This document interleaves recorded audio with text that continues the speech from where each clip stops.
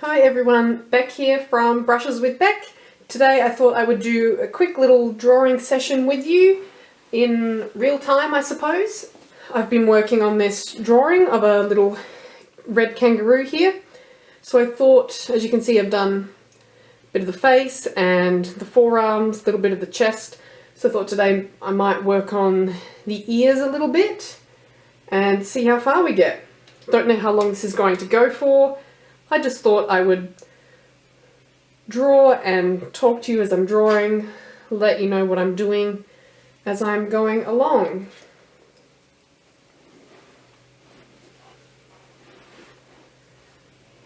So I thought I'd do some work on the ears. Now in my reference photo, the ears are actually quite bright, with just a shadow on the inside here. So I really want to preserve that brightness. I mean, this is toned paper anyway, so it's hard to go, well, it's not hard to go brighter. Oh, so I am working with the Faber-Castell Polychromos set of 12 pencils, so I don't have very many colours. So in all these areas here I've used blues and sort of reddish purples and orange and yellow and browns, all to get those shadows and the highlights there. It's been quite a challenge, but it's actually worked out quite well how I wanted it to.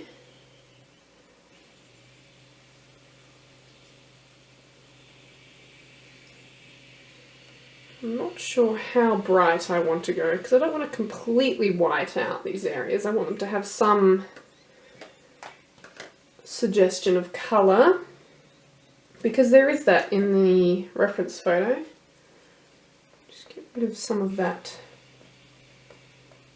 pencil mark there.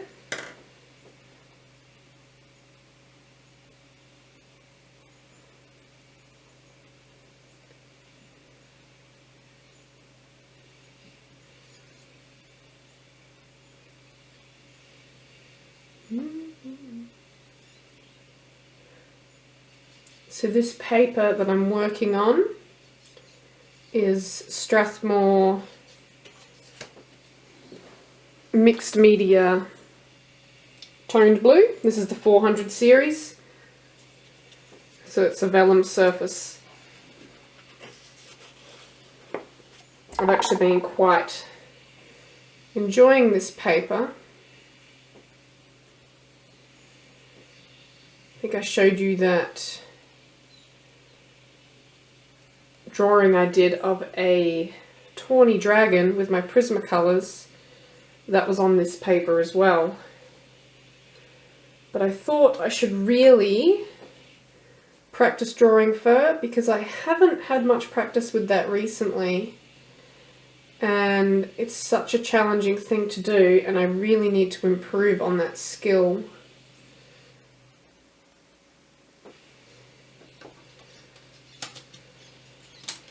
I might put a bit of orange in there.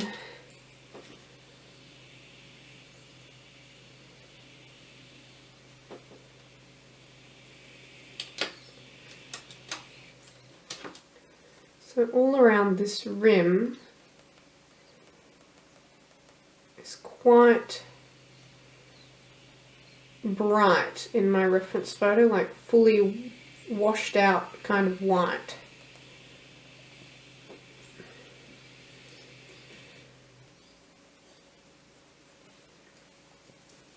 I'm actually really lucky because I've been very interested in wildlife, particularly bird photography, for a number of years now. Probably 10 years I've been doing that as like a hobby.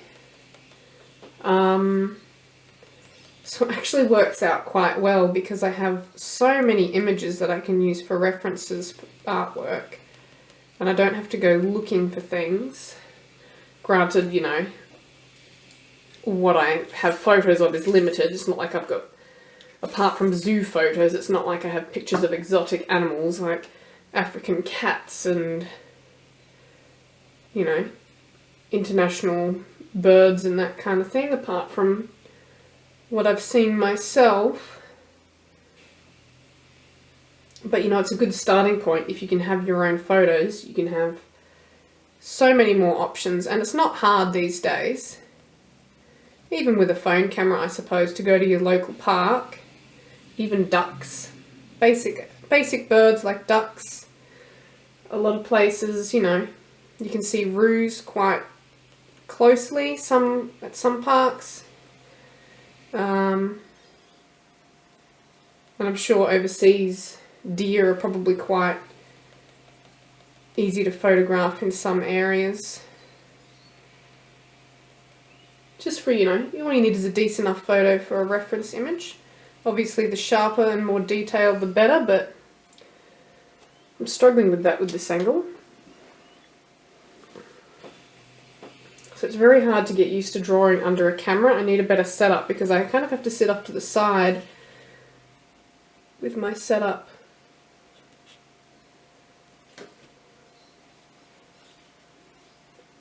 Also, I apologise if you can hear noise from outside. I'm not sure if you'll be able to, but I think there's some garden work or something going on down the street, which is a little bit noisy.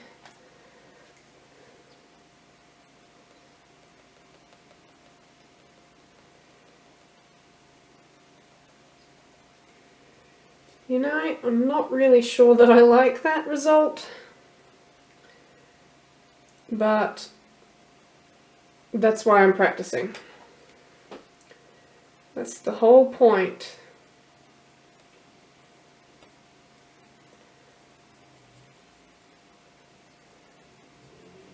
So I might try and,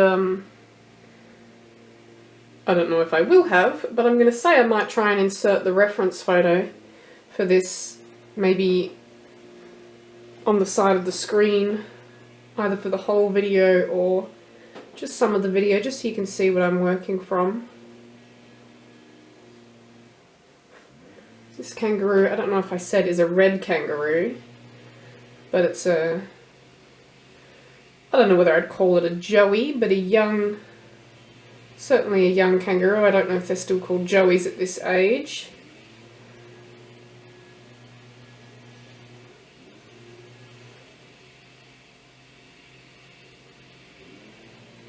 Ooh, I can put a bit of blue on there.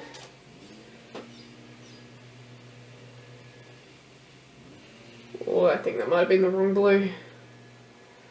We'll find out. That's the whole joy of, I suppose, having 12 colour pencils, is you've got 2 blues and, you know, 2 reds and 2 greens, and you've just got to pick one of the 2 and make it work. And it's actually been quite interesting, quite enjoyable sort of challenge. I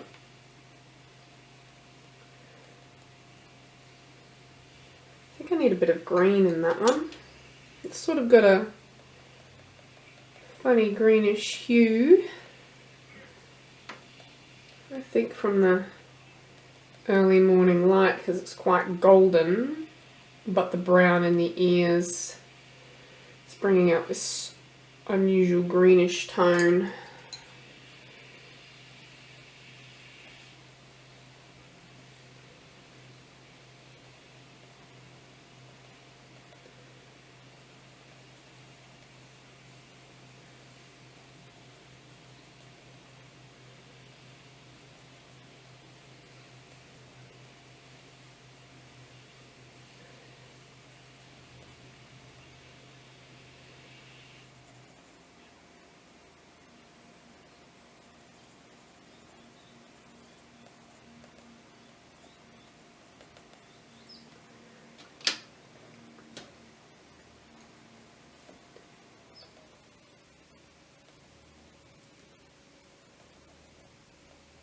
So I'm just working and layering my colour pencils bit by bit.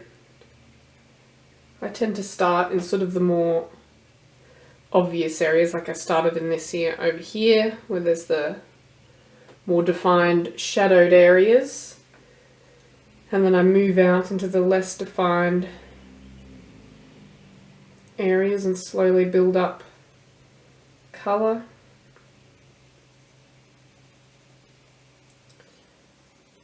Actually, I quite like this paper. I find it's, I used it for Prismacolors and now for Polychromos, and I'm finding it's layering quite nicely.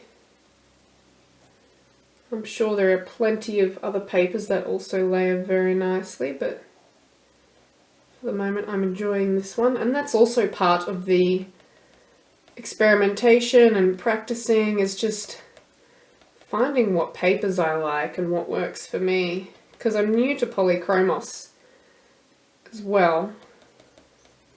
I've only ever had, well, I've got my Prismacolors, but I never really used them much because I was so used to using, is it working or is it not working, and why is it doing those things.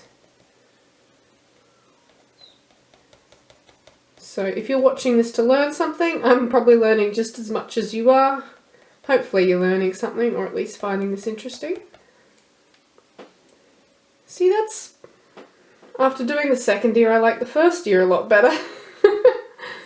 I suppose that's just the way it goes. I need to pop some orange into there, I think. It's definitely too green. I went overboard with the green. But that's the benefit of starting light, is if you make a mistake, you can add over the top and really, you know, adjust things. Works quite nicely.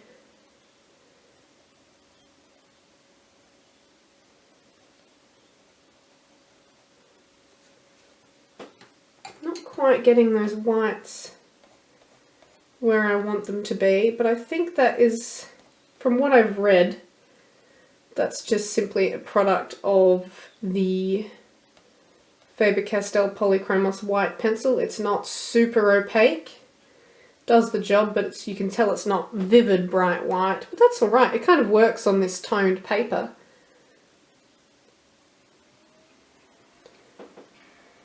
Actually, that's coming along quite nicely. So there's the ears done.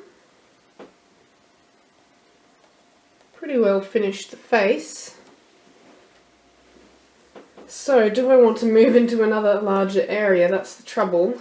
Once you start a spot, you kind of have to keep going with it till you're done.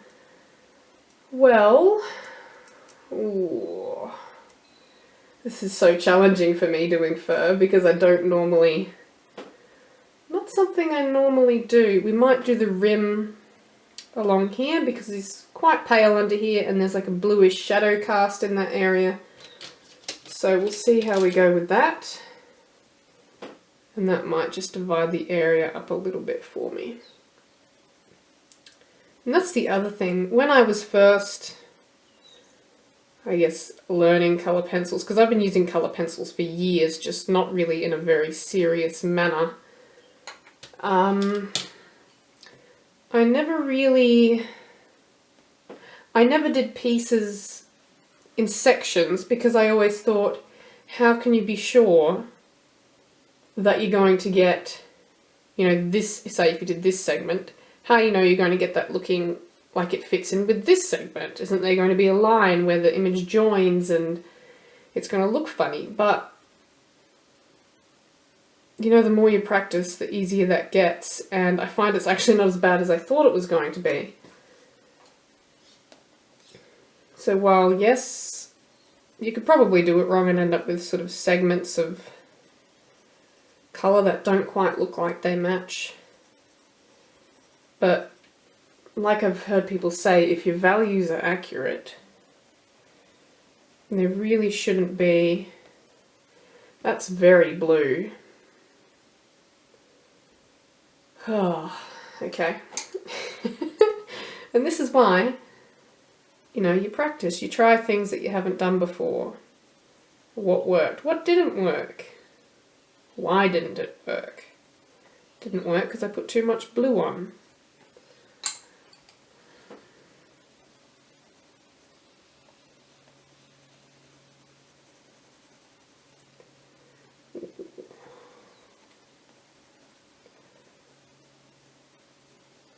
think that'll look better as I blend it into this area here. For now, I really don't like that at all. But I also said that about that ear, and I really like how that ear turned out with the whole piece. I think I need to sharpen my white.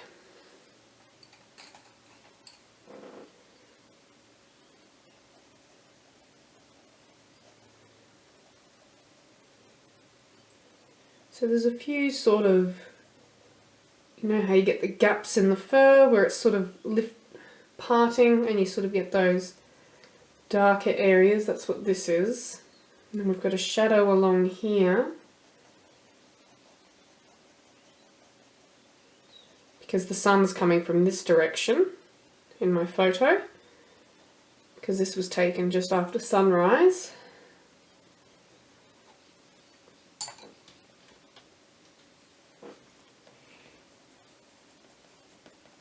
Nearly started singing a song then, and then I remembered that I'm actually on camera recording myself. Had to stop myself at the last moment there. This area here is a little bit of blue in there.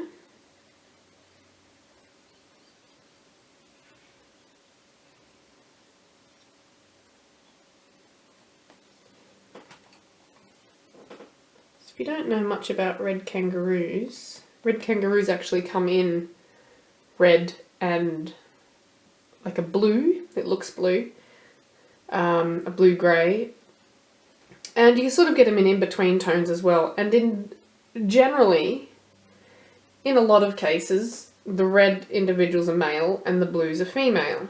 However, that's not always accurate, and both sexes can be either colour.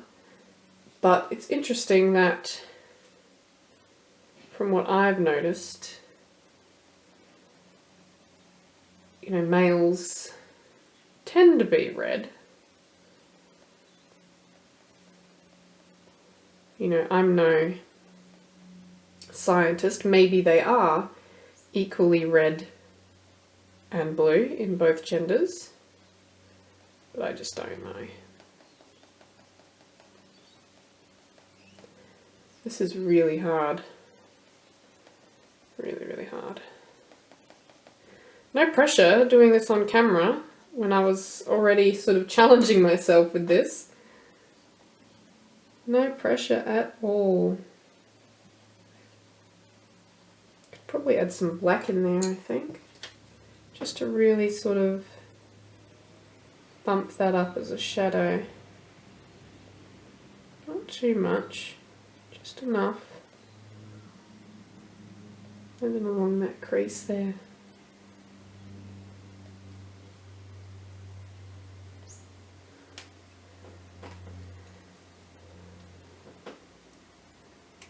I suppose if I'd been clever, I could have let the paper do some of the work for me in these mid-tone areas. They're a little bit bluish. Now the fur up here gets quite difficult because it's sort of like a fuzzy, it's not quite obvious strands of fur, it's sort of a fuzzy, almost fleecy appearance.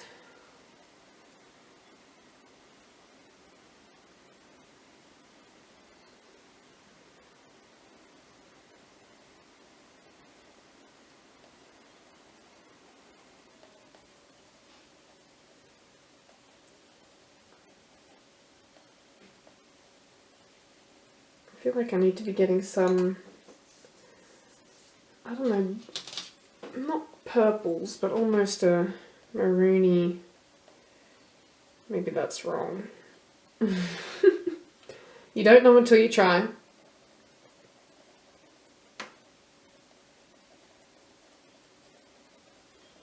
Like I said, I don't really know what I'm doing. I'm trial and error at this stage.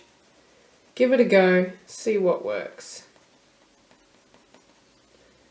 And that's really the best way to learn any medium, is you simply have to try. Of course, you know, watching other people is very useful. Watching other YouTubers I have found immensely useful. A lot of tips and tricks and just really good advice on how to use things and, you know, what not to do. And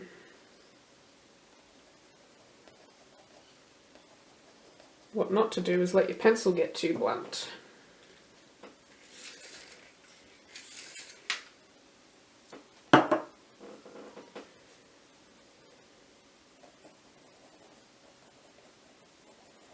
If you remember in the other video I recorded, I think it was either when I bought my Faber-Castells as the art haul video, or when I was sort of unboxing my Faber-Castells. If you remember, my parrot kept making noise in the background. Honestly, I didn't notice her. I only noticed her the 2 times that I mentioned it in the video. And then I'm so used to tuning her out that I didn't notice until I watched the video back. I was like, ooh. So we've actually taken her cage outside today, popped her in the sun, get a bit of sunshine, which he loves. She can watch the world go by, so that makes it a little bit quieter in here for me for recording, which is nice.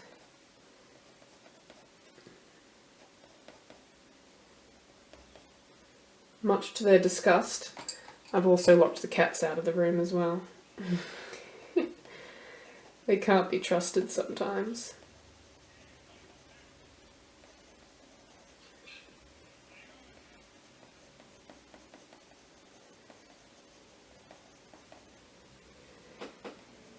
This is looking interesting. It's getting there. It's just interesting. Oh, well, that was a mistake. That's alright. That happens.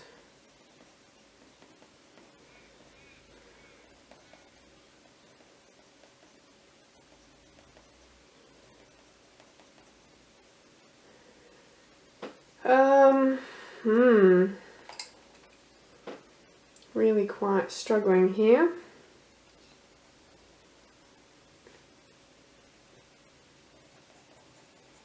I keep saying that. So like I said, it's just about, I'm really just doing what I feel is right. Looking at the colours on my reference photo, zooming into the area I'm working in, and just putting in layer after layer of colour just to try and really get that, the colour tone and the values. Well,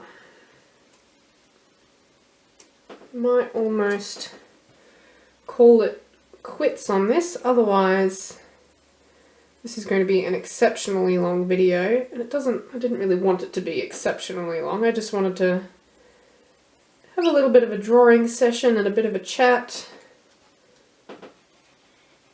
Let you guys see the way I work, because most of my videos are going to have to be sped up of my full pieces because they're just going to be too long.